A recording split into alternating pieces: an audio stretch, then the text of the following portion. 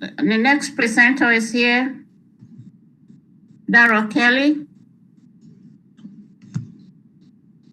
On mute. Daryl? Yeah. Okay, so Deshaun, you can stop sharing screen and Daryl will share screen. One second, I'm gonna pull up the PowerPoint now.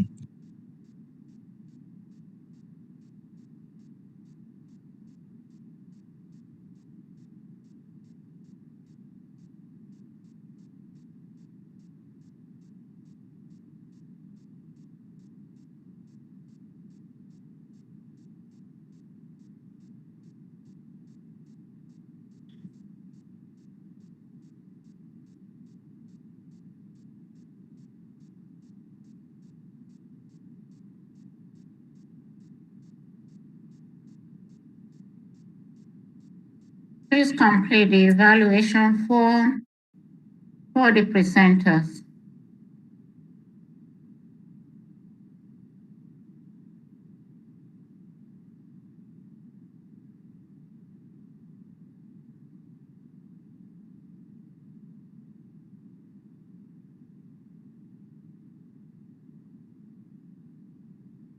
Yeah, we can see your screen, Daryl. Good.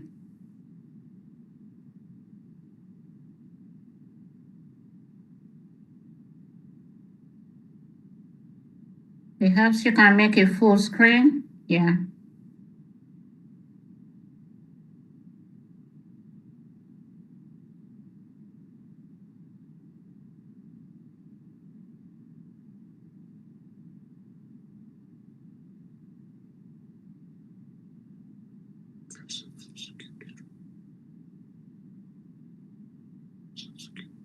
Are you there talking? Oh.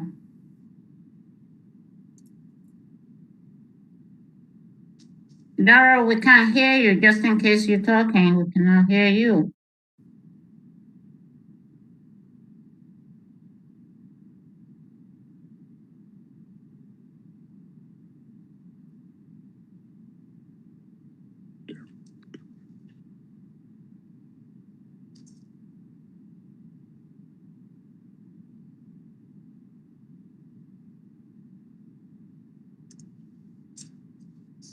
Hello, can you hear me now? We couldn't hear you at all, so you may want to start your presentation. Okay, no problem. Is my camera on? We see your screen, your video, your slide Can you is see my on. face as well? Can we see your face? Yes. Okay. If all right, so I want to transfer my I have my presentation on the top screen, so I want to stop sharing and then reshare, because if I present it now, I'm gonna be looking up the whole time. So let me stop sharing right quick. I want to make sure I share my primary screen, because I want to make sure that I'm not looking up the entire time.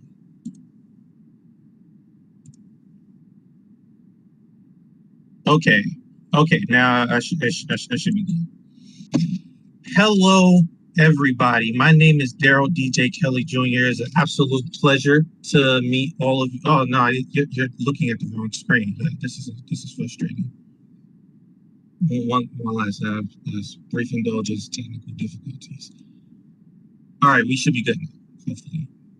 All right, we should be good now. Hello, everybody. My name is Daryl DJ Kelly Jr. It's an absolute pleasure to meet. Well, to be meeting with everyone here on the call today. I could describe. I frequently describe myself as a senior computer engineering major, even though that's like the short version. I know everyone here we're very well aware that it's technically on paper it's electrical engineering with computer engineering option until August.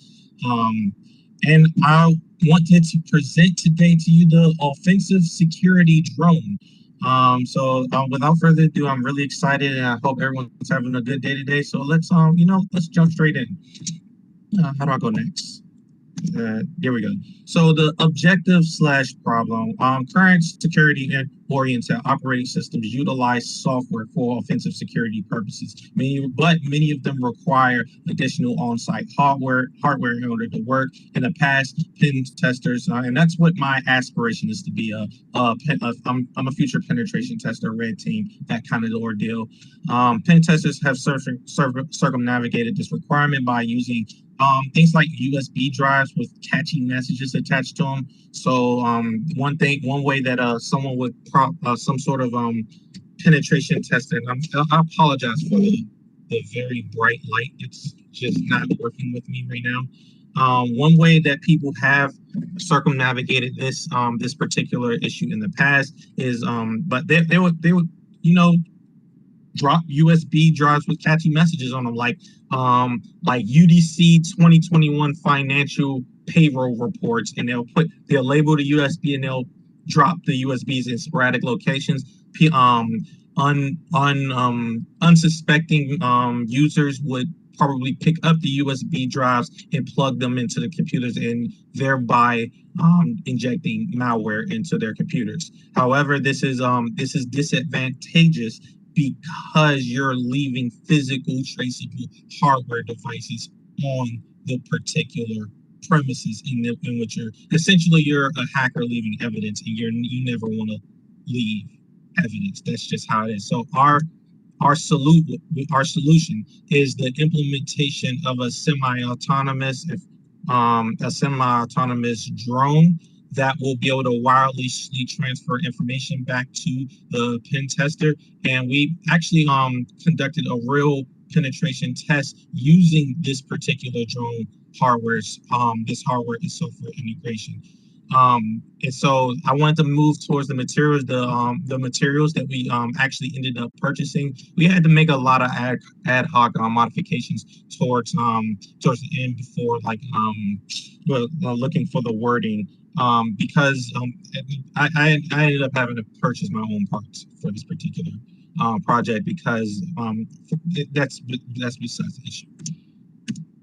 How do I go next? Okay, so for this material, we used a few different materials, a Raspberry Pi to install the operating system on. For this particular one, we used a particular Linux security-oriented Linux distribution called Kali Linux, specifically operating system called Sticky Fingers Kali Pi. Which is a lightweight version of the Kali Linux operating system. We also use the Arduino, a drone mechanical kit, and motor kit propellers, and an intelligent battery as well. The implementation of this particular project, I feel like most of us that are graduating, we integrate Raspberry Pis in at least some sort of capacity. So we're all very familiar with the hardware the initial plan was to 3D print a drone container that combined the single board my Raspberry Pi computer with Arduino hardware, and combining that hardware with propellers and the motor kit in order to create a drone that accomplished the goal within the financial restraints.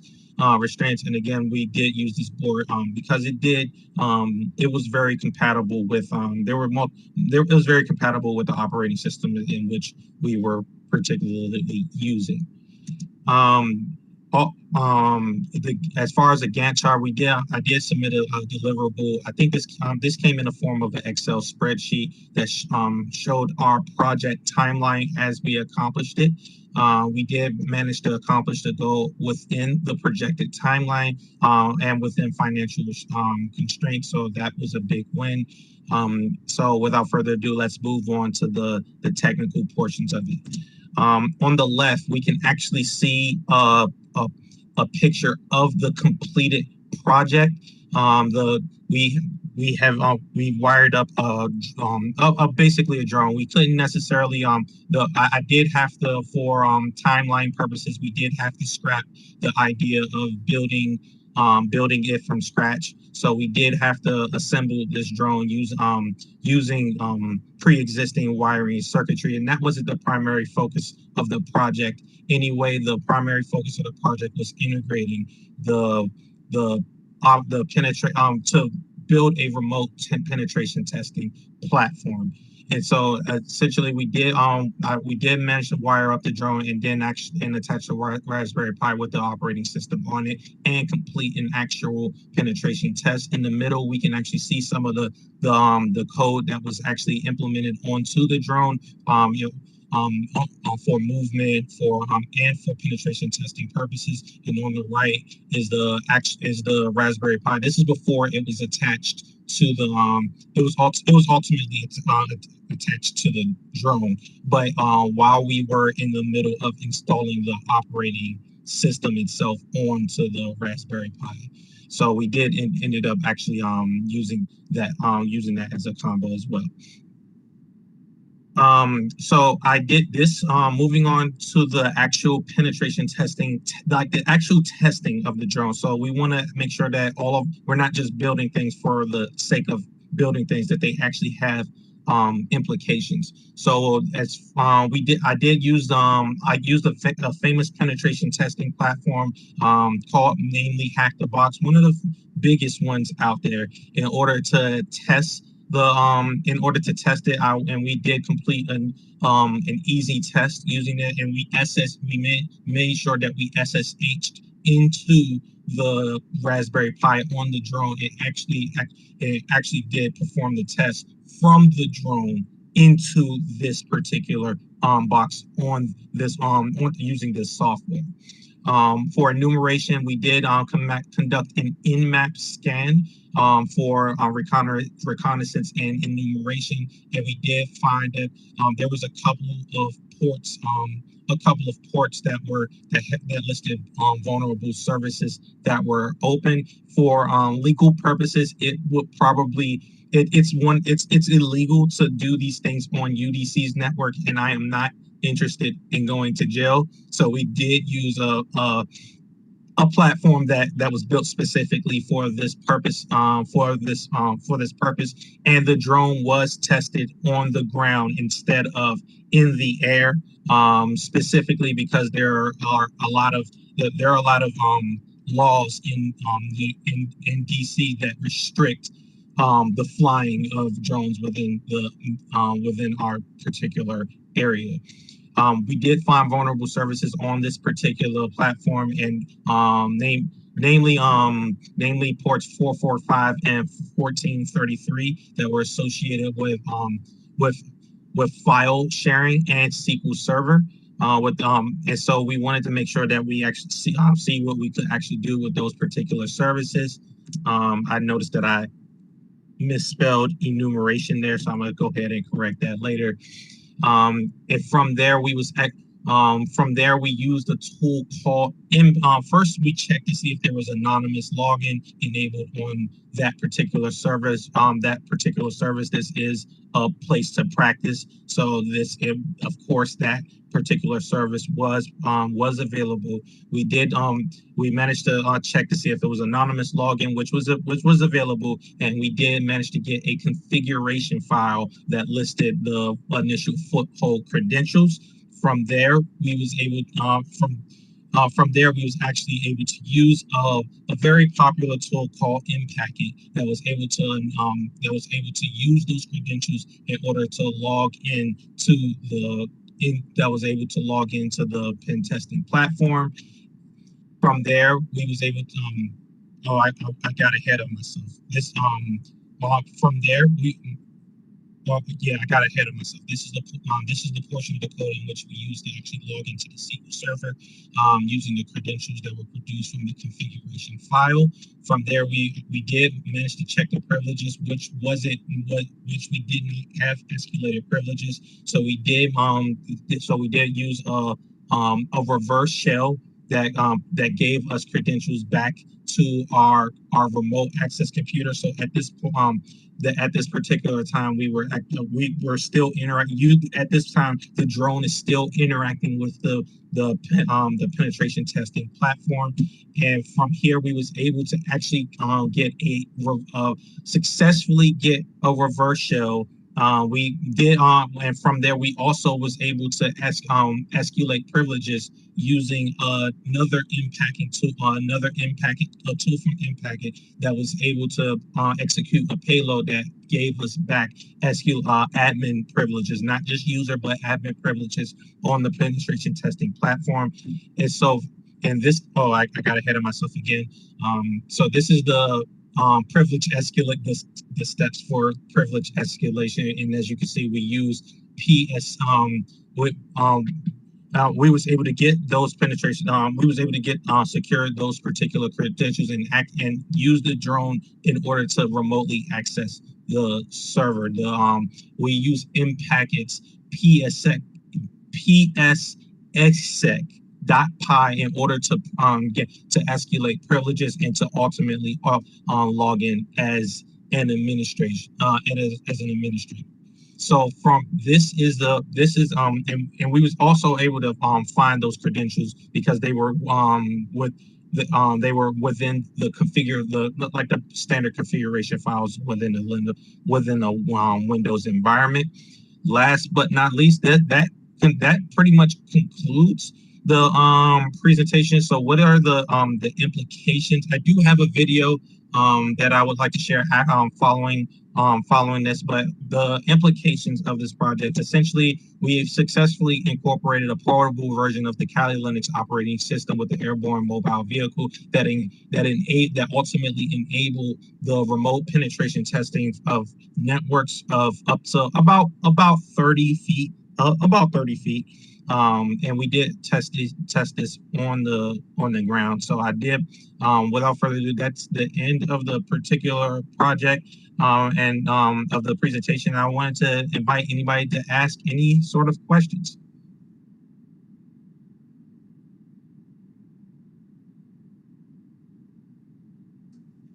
Hi. Yes. This is Mike Marcus. I guess one thing I missed there, so how does the drone communicate with the computers it's trying to penetrate? It's via Wi-Fi, Bluetooth, or something like that? Via Wi-Fi, specifically protocol. We specifically use SSH, port 22, secure shell service that was able to. Okay, I heard you say the port. Maybe you said Wi-Fi. I just sort of missed it. Oh yes, what we use Wi-Fi to communicate with the. Had you thought about using Bluetooth also, or I guess Wi-Fi is more ubiquitous than Bluetooth? I want to say Wi-Fi is a little bit more ubiquitous than Bluetooth, and I'm a little bit more well versed in penetrating networks via Wi-Fi than Bluetooth. I don't have that particular expertise in that. You can't know everything. Yeah, Bluetooth may have more security vulnerabilities than Wi-Fi does. I believe you're absolutely correct about that, especially because Bluetooth is a newer technology. It's just Wi-Fi is more common. Ubiquitous. It's a lot more. No, not many computers can have Bluetooth on at a given time. So I agree with that on that. Thank you. No problem. And I do want to emphasize that if I were to expand upon this particular project, that being able to penetrate Bluetooth networks would be probably the absolute best direction to go after this. It would be the absolute best direction to go.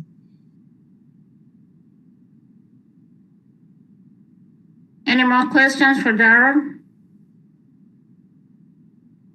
Yeah, I have one question. Yes. Have you been able to fly the drone and like actually use it in like a closed area to be able to do the hacking? Yes, yes, absolutely. I mean, I'm gonna be real. It doesn't really take it right now. One of the disadvantages of it takes two people, like one person to type the commands and another person to actually fly the drone. So I did need help in actually testing that particular portion of it. But yes, we have been able to do that. And for the testing of it, we tested it on the ground. But there's no there's no we didn't keep it up in the air the entire time. We just assumed, okay, it flies. So we could just make the assumption that we can type in the commands while it's flying.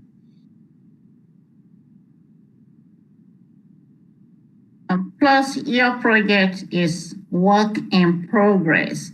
You have not actually completed the project yet, Daryl. So I have completed the project. I did not use the materials that were ordered by UDC in order to complete this particular project because they did not arrive. So I actually took the time and liberty to purchase the materials and assemble the project myself. Okay, it's Mike Markson. If it would be useful, the FCC does have a screen room in the Columbia, Maryland area, which is not huge, but probably big enough to fly a drone in and let it interact with computers. If that would be of interest, Esther, get in touch with me. And of course, in the COVID era, it's hard to physically get into places, but Okay. one possibility of testing it flying and interacting with computers might be in a screen room where the signals are going to stay in the screen room. Daryl, would you be able to do that? And when? Well, who knows when you get in the government facilities again, but in the future, that's an option I might be able to arrange access to. That would be absolutely amazing. As long as I don't get in no trouble, I'm 100% forward. But if you stay in a screen room, you won't get in trouble. But the question is it this year or next year is the problem? It might be too late for your plans. Yeah, I won't. I wouldn't mind either way. As long as it's allowed, I'm okay with it. Now, Daryl, you here in the fall? Is that what we're trying to say? You will be around in the fall? I don't anticipate graduating until the fall. And looking at the curriculum, possibly the spring.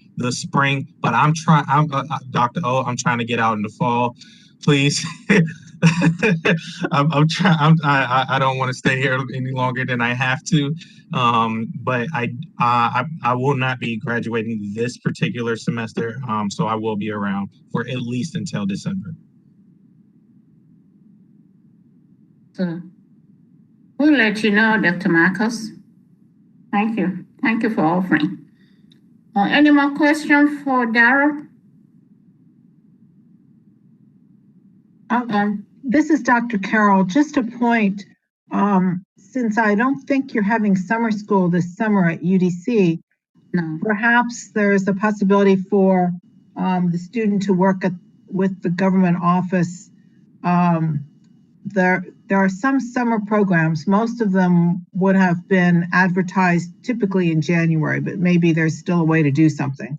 So that would be my observation, is perhaps there's a way to do something, and if not entirely in person, something that's a combination of remote and meetings. I'm sorry. Okay, did that not make sense? Is that what happened? It makes complete sense. Are you talking about joining like a particular program for the summer? I was actually speaking with the person who brought up the subject of doing some sort of work with one of the labs, the government labs. Dr. Marcus. Yeah, Dr. Marcus. I'm sorry, I don't see Dr. Marcos still on the screen. Yeah, I'm here.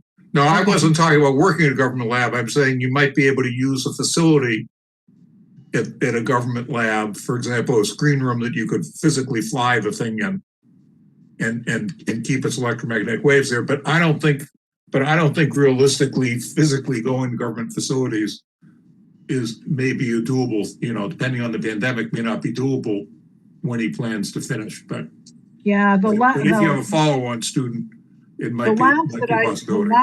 Yeah, the labs that I know about have been very careful about who went where. There is a commercial test facility in Frederick where maybe the owner of the test facility would allow something. They have a small chamber that they use for testing equipment and certifying it.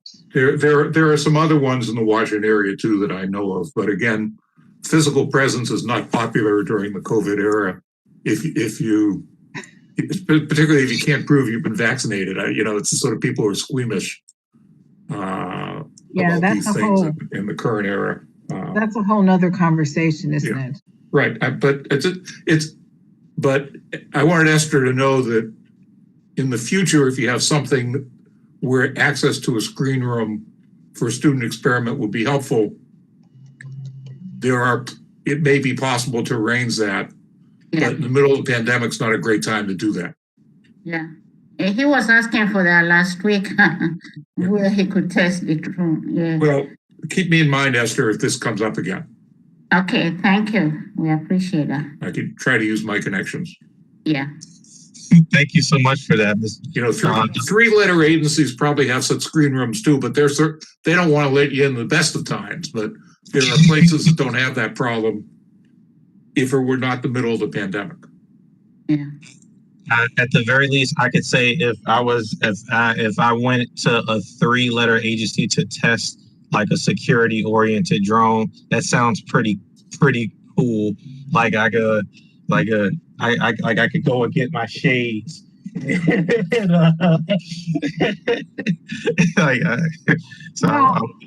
If someone's feeling strong, the Army Research Lab claims to have what they call an open campus.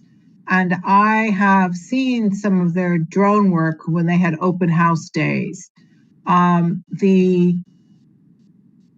of the lab folks just briefed last week where the Aberdeen Proving Grounds laid out everything that was going on up there. It included a half-an-hour segment by someone from the Army Research Lab. And the lab has an office in Adelphi, Maryland, and then another one closer to APG.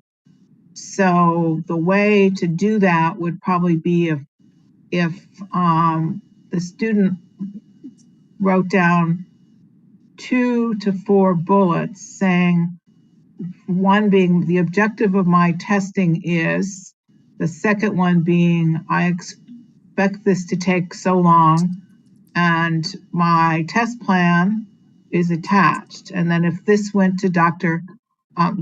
O and she started through communications at the lab, or I guess I can help you with what might be a contact. They were all fairly evasive they were elusive about emails last week. But they have a very active drone program at the Army Research Lab, and they don't classify it. Finally, the lab director thinks by having an open campus with industry and with academia, this advances the lab's efforts. So I think it might be a good idea to test them. Yeah. I think that would be an absolutely wonderful idea, and thank you so much for that. I wish I had met both of you, like in the process of actually constructing this project. So I really like thank you for those connections and those resources. I had no idea.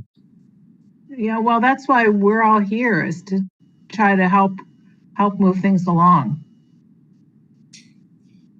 Thank you so much. I truly appreciate it. Yeah. You have a demo?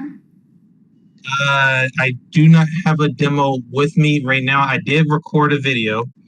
But my video was recorded before. No, during the progress report. Yeah. You've actually done more work after that. No, it's okay. So Yeah. no demo today. Okay. We have we have the video, and there's no. I mean, I could show the video, but it was. Oh, no. We don't want to do it. Trust me, you don't want to do it. I mean, we've seen that during progress report. That's like 6 weeks ago. That's 8 weeks video. You're going to make a video when you do finish, and there's going to be testing of the drone. Okay, we have to test your project out. It's work in progress at this point. Yeah. Yeah. Testing is crucial. Okay. Make sure We'll that talk about it. Let's talk about it after. that I produce a video of the working A project. demo and testing for completion. Okay. Yeah.